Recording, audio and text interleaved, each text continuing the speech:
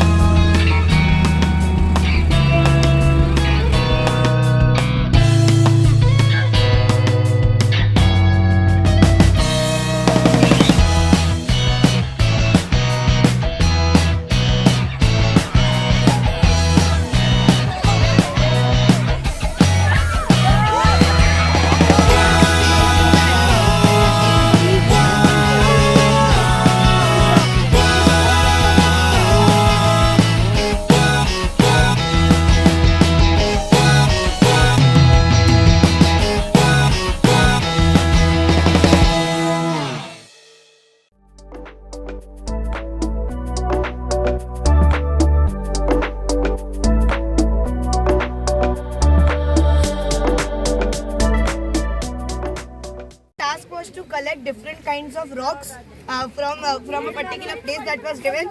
We have collected various types of rocks, and and some of them they are different in colors, whereas some of them are different in shapes and texture. Like for example, this one is blue in color, whereas this one is black in color. And this one is red in color. And when we judge the texture, we can judge it on the basis of this rock. If this rock is very grainy, whereas this rock is very smooth.